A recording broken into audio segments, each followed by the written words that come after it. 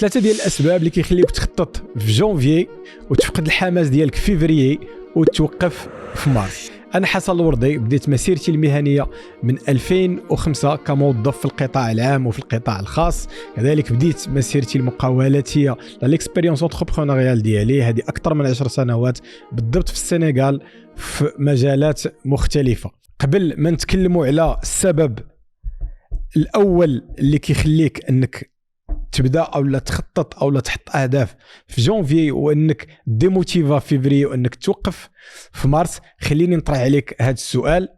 اكيد انك في واحد الوقت كانوا عندك اهداف، قررتي باش تبدا مثلا انك تنضبط في سلوك معين، انك تمشي دير السبور، انك تبدا تاكل ماكله صحيه، ولكن صور راسك انك هذاك الهدف واش كان نابع من عندك نتايا او لا نابع من مؤثرات خارجيه، خاصه السوشيال ميديا، خاصه مع بدايه السنه اللي كنشوفوا تبارك الله لي ريزو سوسيو عامرين بالاهداف، عامرين بلي بلانينغ.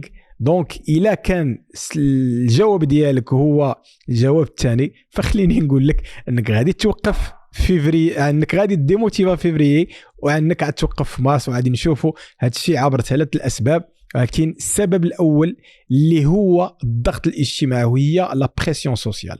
هو العقل ديالنا فين كيشوف، كنسكروليو في انستغرام كنلقاو كاع الناس حطوا الاهداف ديالهم، كلشي كيهضر على الاهداف ديال بدايه السنه، شي باغي ينقص الوزن، شي باغي باغي يقرا كتاب كل شهر، بلاص انه العقل ما كيطرح على راسو السؤال اللي هو عقلاني، هو واش هاد الاهداف مناسبه ليا، كيمشي فير لو سيستيم دابارتونونس اللي هو واحد السيستيم اللي كيكون انكونسيون.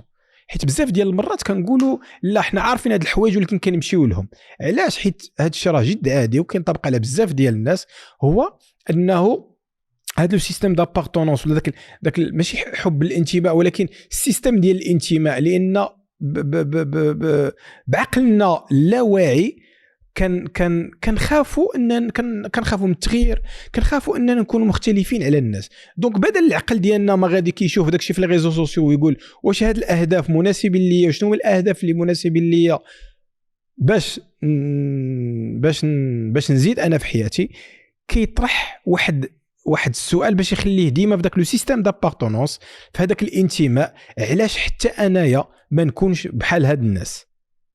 وهذا سؤال خاطئ. علاش؟ حيت من بعد نشوفوه هو السبب اللي كيخليك انك في فيفريي صافي كتفقد هذاك الحماس. علاش؟ لانه هذاك الهدف ما جاش نابع من حاجه ديالك، من بوزوان ديالك، باش انك مثلا تقول انا مثلا زدت في الوزن بزاف خاصني نقص في الوزن، غادي نعطي راسي مثلا هدف نقص مثلا 10 كيلو ولا 20 كيلو من هنا شهرين ولا 3 شهور. لا، ولكن كينباع مناش؟ كينباع من لي ريزو سوسيو، كينبز من ديك لا بريسيون سوسيال اني حتى انا خاصني نكون بحال هاد الناس، واعيا وكذلك لا واعيا. حيت علاش؟ حيت كما قلت انه العقل ديالنا ديما كيخاف من الاختلاف.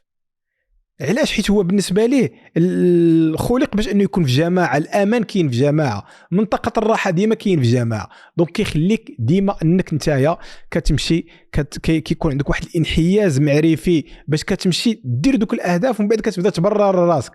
ودوك لذلك انه في كتوصل فيفري كتلقى مثلا ها نتايا مشيتي لاصال، مثلا صحابك مثلا تقيدوا في لاصال، تقيدتي مشيتي لاصال، لقيتي راسك في فيفري صافي فقدتي الحماس. علاش؟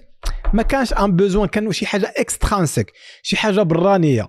وفين هبط داك المستوى الاحتياج ليها داك ديال الانتماء، فقدتي الحماس ديالك في فيفري. اوتوماتيكمون فين كتفقد الحماس ديالك وما كان خاصين ما يبقاوش كيبانوا لك نتائج وما كانش عندك شي قوه داخليه انترانسيك اللي كتخليك قابط في هذاك الهدف ديالك، مارس كتوقف. وهذا الشيء اللي غادي يدينا للسبب الثاني. قلنا السبب الاول هو لا بريسيون، السبب الاول هو لا بريسيون سوسيال. عندنا السبب الثاني هو الايموشنال ديسيجن ولا لا ديسيزيون ايموسيونيل. كتكون عندنا كناخذوا اون ديسيزيون ايموسيونيل، ما كناخذوهاش بواحد الصفه عقلانيه. علاش؟ مثلا كنكون مثلا سكرولي في انستغرام، كنشوف مثلا كنشوف واحد الفيديو كيهضر على الحماس، صافي كيتفرز لي الادرينالين وصافي وكنحس بالحماس، خصني نمشي للسبور. وتا الى مشيت كما هضرنا في المره الاولى، حيت علاش ما كيكونش انترانسيك، ما كيكونش داخلي، كنمشي وكنلقى راسي اني خديت هذاك القرار ولا حطيت ذاك الهدف فقط عاطفيا، اني تاثرت مؤثرات خارجيه. وديما غادي نشوفوا في 3 ديال الاسباب، بيان سو كاين اسباب واحده اخرى، حنا بغينا نهضروا غير على هاد 3 ديال الاسباب، انهم في كيكون من مؤثرات خارجيه الحماس كيهبط الحماس، ما كنبقاش انا متعلق بهذاك الهدف وما كان افونسيش فيه. دونك كيف ما قلت انه في كيكون القرار كيكون عاطفي صعيب باش كنكمل، كاين اللي كيكمل مي صعيب باش كنكمل. مثلا شفت مثلا بودكاست كيهضر مثلا على القراءه، ولا كنشوف واحد مثلا انه تبارك الله رائد اعمال ناجح وانه كان كيقرا بزاف كل نهار، وحتى انايا ديك الوقيته قررت اني صافي حتى انايا غادي نبدا نقرا باش اني غادي نوصل لذاك الهدف ديالي، باش اني نطور معرفتي، اني ناخذ شي ديبلوم، اني ناخذ شي نولوج جديده، اني ناخذ شي سكيل جديد. كنلقى راسي فيفريي مشى الحماس. علاش؟ لانه بكل بساطه نابع جاي خارجي، جاي داك الشيء عاطفي، وداك الشيء نقدروا نتكلموا فيه بار لا سويت. وهذا الشيء اللي غادي يدينا للسبب الثالث، وهو الفيك بروغريس، وهو النمو الوهمي. وهذا الفيك بروغريس خطير جدا، كيطيحوا فيه بزاف ديال الناس. وهادو نعطي لكم مثال اكيد كتعرفوهم في الانتوراج ديالكم، هما واحد الناس اللي كتلقاهم ديما مزوقين الفتره ديالهم بلانيفيكاسيون الاهداف، ولكن كتلقاه ما كيكمل حتى هدف. وهذا هو الفيك بروغريس. كيجي جونفيي كتشوف لي بودكاست، كتشوف لي ريلز ديال التحميس، كتكتب الاهداف ديالك، كتسطع عليهم، كتلونهم، ولكن ما كتزيدش. علاش ما كتزيدش؟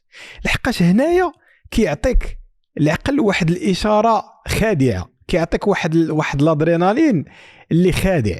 حيت شنو كيوقع لنا دابا حنايا نورمالمون في كنمشيو مثلا بغينا مثلا نلعبوا سبور ولا بغينا نوصل لواحد الهدف ديالنا، اوتوماتيكمون الله سبحانه وتعالى خلقوا واحد الميكانيزم انه شحال ما انا ماشي للهدف ديالي، شحال ما كنحس بالحماس ولا الادرينالين في كنوصل الهدف ديالي، كيتفرزوا هرمونات صافي كيحسوني بداك الطعم ديال الانجاز.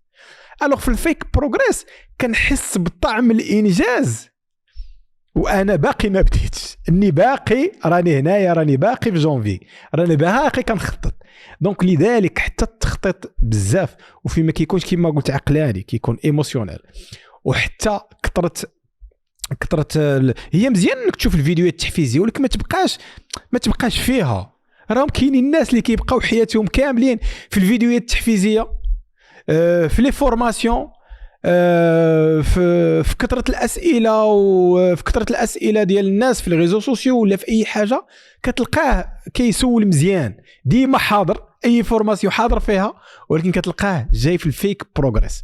كيحس براسو، كيحس بواحد الثناء على راسو، انه كيحس براسو انه كيزيد القدام وهو ما كيزيدش. باسكو في كيكون عندنا البروغريس راه كنحسوه بلي سكيلز اللي كنتعلموا، بالاهداف، واش حنا كنقربوا داك الهدف بعدا او ما بعدا واش كنقربوا له، شنو كنديروا، شنو كنابليكي، شنو هي الخطه اللي درنا، وشنو شنو هي العمليه التنفيذيه او التنفيذ اللي كنديروه كل نهار. اما الا كان فقط اني كان ديما كان حماس، ديما جرعات حماس، ديما احنا نرجعوا داك الشيء كامل كيرجع الاكسترانسيك، كيرجع العوامل تحفيزيه خارجيه اللي كتخلينا نطيحوا عاوتاني في الفيك بروغريس، وكان نفقدوا الحماس في فيفري وكنوقفوا في مارس. علاش بالضبط؟ علاش قلت انا فيفري ومارس؟ هذا غير تشبيه، ولكن علاش نورمالمون كنتوقفوا؟ علاش؟ لحقاش ما كيبقاوش يبانوا لنا النتائج، كنفقدوا صافي. حيت علاش؟ حيت سيتو طافي نورمال انه كنبقاو نخدموا على شي حاجه، العقل ديالنا ديما خاصو يشوف واحد النتائج. داكشي علاش كيقول لك فيكون عندك الهدف ديالك كبير بزاف ما يكونش النتائج مثلا خصك تخدم واحد 70% ديال يبانوا النتائج، كيقول لك حاول تقسم هذاك الهدف ديالك لاهداف صغيره باش ديما تحس بداك النشوه ديال الانجاز اللي تخليك تمشي في الهدف التالي. ولكن الا طحتي في هذا الفايك بروغريس فتق فيا، شوف واش توصل لمارس ولا ما توصلش. هادشي اللي كاين. شكرا بزاف، نتلاقاو ان شاء الله فيديو جاي.